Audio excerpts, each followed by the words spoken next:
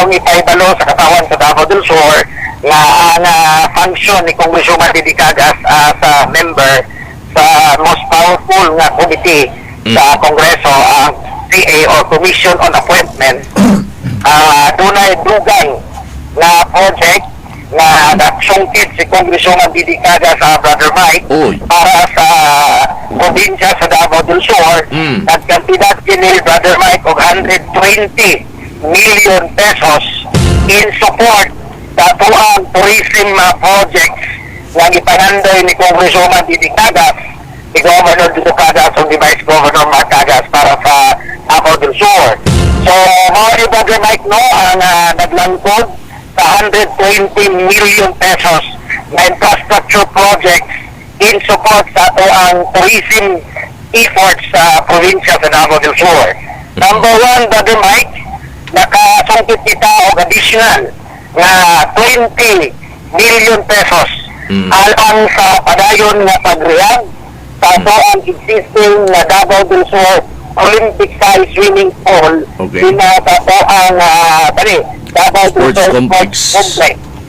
So, may bayan ni Brother Mike, wala na kita advance o partial approve na 25 million na ongoing karon sa pagpa-repair sa ang Davao del Sur Olympic size swimming pool. Diba, Brother Mike? Yes, sir. Ito na picture, Brother Mike? Yes, sir. Nano, sir. Oo. Ang additional 20 so na-kompleto na yun ang mga proyekto.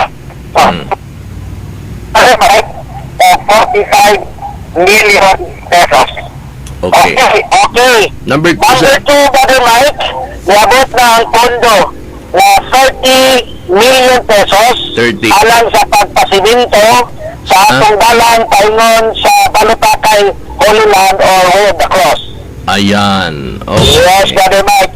So, alang sa mga nakaadto na dito, na wala ni diretso kaya nagbisan sa dalan, very soon, maybe perhaps before December, masiminto na ang atong dalan paingon sa Balutakay, Holy Land sa Purok Nichon, Barangay Managa, Lungsod sa Basalan. Alright. Alright. Next, Brother Mike. Number 3. Number 3. Iabot na po ang pondo na 30 million pesos alang sa pagpatukod sa atuang kapatagan view deck. View deck. Kung mayroon doon ka, Brother Mike, ay murag wala pa man sila kadto dito, Brother Mike, na saka?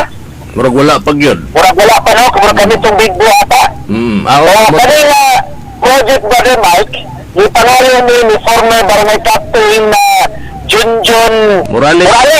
Oo. Oh, yes, Brother Mike. Kung pasabot ani, sir, upat ka buok, magdungan ani, yung mga dagko. Yes, Brother Mike, magungan, and then anytime this week, Brother Mike, mulingkod kita kauban ng mga personahe sa Department of Public Works and Highways, headed by our district engineer, Nicomedes Parilla Jr., ang atuang assistant district engineer, Ma'am Tirac o Maya Lucita Lucabertes, Maya Teresa Lucabertes, ang atong mga architect o mga planner engineers o atong mga consultants, Brother Mike, para maplastar ang mga proyekto. Kaya tungod ng gusto ni Congresswoman Didi Cagas na ang mga proyekto kinahanglan inig ka human sa maong project, kinahanglan operational yun siya. Magamit na. Alright. Yes. Okay. Sir, ako na lang ipangutan na, sir, kay naisgutan naman nato ni kapila na dito sa Waterfall Kiblawan ay duha ka mga proyekto gihapon si Congresswoman Cagas dito para sa turismo. Yes, sir, Mike. Diin imuha tong gi-check or gi-bisita tong proyekto. Katong sa Pandong Bato o katong sa Pulatan na viewing deck, tagay lamig kuan, sir, unsa man gining Pandong Bato, sir, unsa may naa dito kay ikaw maging nakalaos dito, wa pa man mahuman ang kalsada. Ang may tabong, Brother Mike, no?